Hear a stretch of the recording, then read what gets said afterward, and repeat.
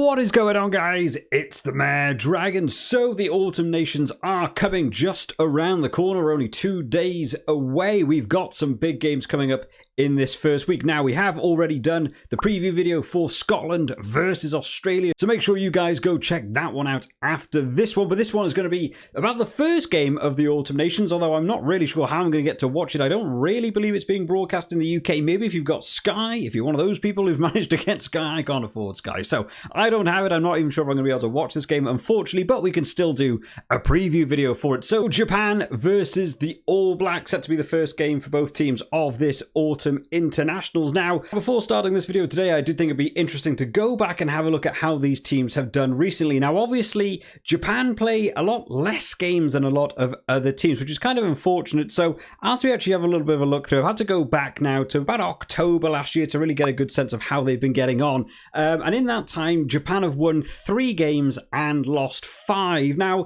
Japan, at one point back in 2019 when we had the World Cup, were absolutely smashing it. They were doing far better than I expected them to do in that World Cup. They beat Scotland and Ireland in the World Cup. I thought they did really, really well. Since then, we have seen them fall off a bit. I'm aware they have played a couple of other games, like there was a Japan 15, did beat Australia. I haven't included them in there. This is like the set international standard fixtures that you can see. So won 3 and lost 5. Now, I'm aware around the same time as well, they did also lose a game to the Lions, and I think they lost against South Africa in a warm-up game for that South Africa Lions tour as well. So unfortunately, they're not necessarily doing the best in terms of converting those wins since we left that World Cup. And especially when you take it a little bit further, those 3 wins actually came from 2 games against Uruguay and 1 game against Portugal. So they're being able to beat pretty much any tier 2 team that comes across them, which is nice to see. It's nice to see they're still at that level. Unfortunately, though, they are coming up against the All Blacks, who are on a little bit of a better success rate there. Won 8, lost 7. This is over the same time period. This goes back to October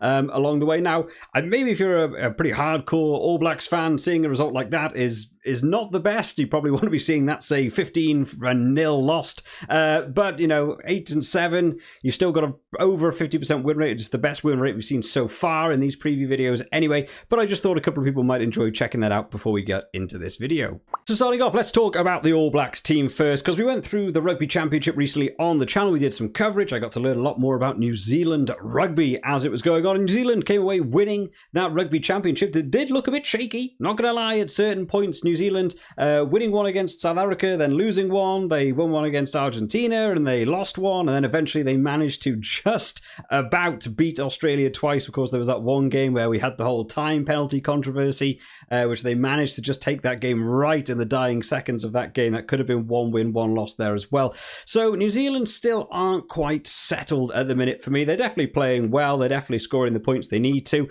Injuries have come along for them as well. We did see, of course, Quinn Tupaia going out with quite a nasty injury. They lost quite a few people over as well. Caleb Clark took a lot of other players out with his own hip. So, I guess maybe that evened out for them. But New Zealand will want to have a strong autumn internationals. We're a year out of the World Cup now. Now is the time to really start nailing it down. So taking a look at the team going into this game now, New Zealand haven't messed about with this. They know Japan have the ability to beat teams like they did with Ireland, like they did with Scotland only 2 years ago now.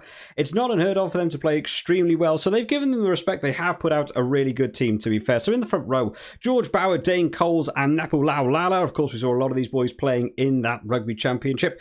Brody Retallick and Tupou Vai are going to be in that lock department now. I'm not sure if anything has happened to Sam Whitelock. I haven't really kept up with injury status at club level. I've been extremely busy, so feel free to drop it down in the comments if you guys have some extra info. But Tupou Vai, still a good player. Nothing wrong with putting him in there in that number 5 shirt. In the back row, Shannon Frizzell comes in alongside Sam Kane, retaining that captaincy, and Hoskins Sotutu in that 8 shirt. No Ardi Sarvea. A couple of other people maybe could have started. Dalton Papali, I would have liked to have seen maybe a bit more from. But this is still a nice little back row. I'd like to see people like Shannon Frizzell have a bit more time. I don't really feel I got to see enough of him across the Rugby Championship. So nice to see him a bit more game time.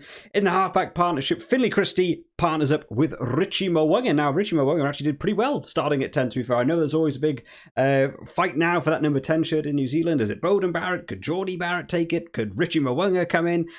Richie Mwanga did well at 10. He scored a lot of points from the boot. I thought he organised play pretty well from that number 10 shirt. So I think he deserves to stay there. And Finlay Christie, coming in. There's a couple of other names I'm sure we'll be putting their hands up for this the scrum half. But this is probably a good team to put maybe some second string players. I don't want it to sound mean. They're still very good players. But maybe some second string players going against Japan, get them international experience, especially playing away. You know, it's one thing to play at home, but playing away over in Japan, totally different game. So nice to see they're getting some bit of a mix-up in this team here as well. In the centre partnership then, Roger Tuivasa-Sheck coming in. One of the names that a lot of people spoke about before that tournament. This is the guy to watch. Can't wait to see this guy get into an All Blacks jersey. And I feel like we saw him for about 10 minutes. I really didn't get to see a lot of him. I don't know a lot about him personally. So hopefully, if I can catch some highlights of this game, I'll actually be able to see him maybe score some tries or what have you.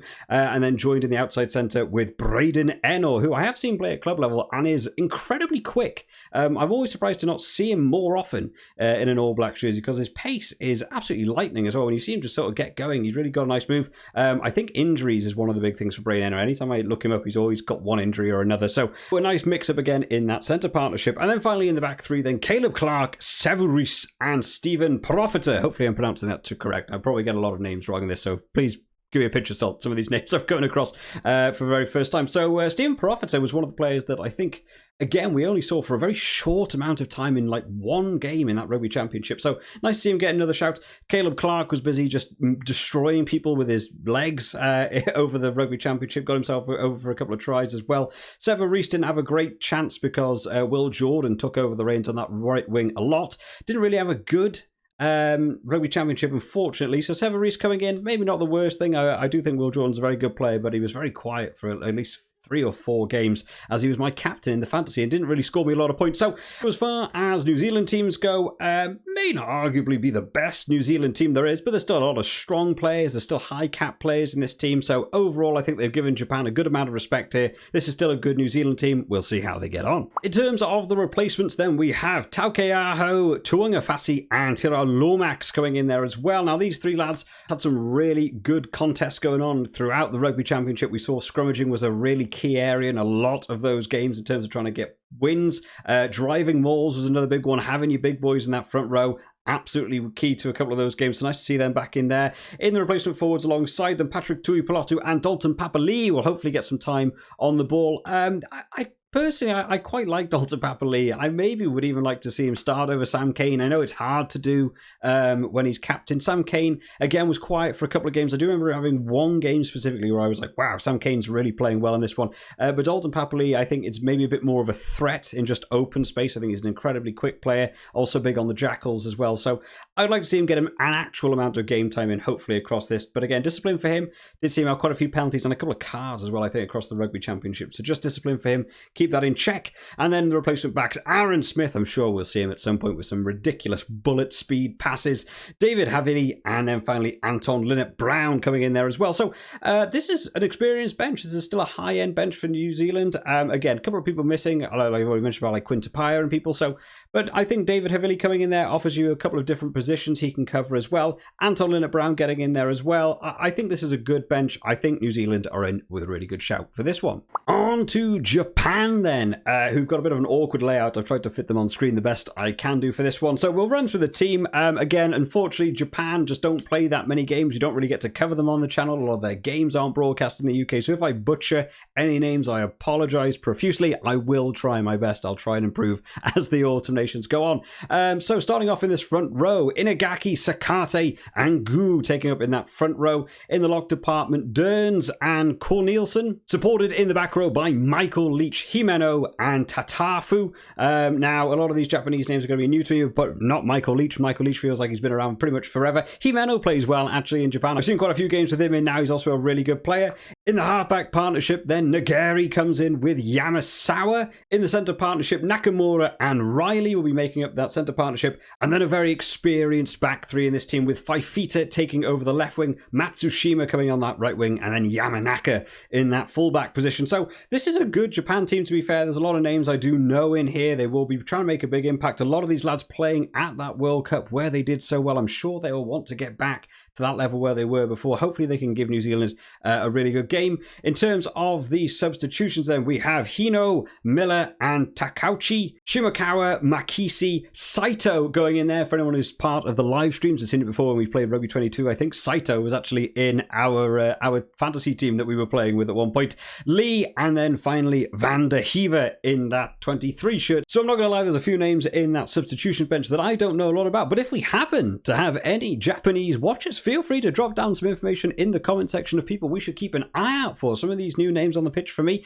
I don't know if we have a lot of Japanese subscribers, but I'm always keen to learn more about some of the international teams that I don't get to cover that often. So in terms of a score prediction going in for this one, I think we're going to be back in the All Blacks for this one. I just think I'm going to go with the odd statistic there. Japan aren't really beating a lot of tier 1 sides at the minute, and New Zealand have just won the Rugby Championship. I'm sure they're absolutely up for this. They're testing out a lot of new players coming in now, getting ready for that World Cup. I'm sure they'll be wanting to play a bit more expansive rugby. I can't imagine New Zealand will be wanting to play this one just through the forwards. I'm sure they'll want to get the backs involved as well.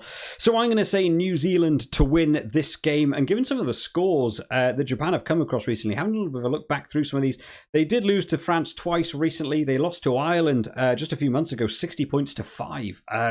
So I'm going to say New Zealand to win. I think I'm going to say New Zealand to win by 25. I have no idea if that's way too much or way too little, but that's going to be my prediction for this one. But make sure you guys do drop your predictions down in the comment section, because I always enjoy having a read through them. And if you haven't already, you are slowly running out of time to join to the fantasy group we've got going on Super Brew. Super easy. It's free to join. Just watch that video. You guys can go and find out how to join in with that one.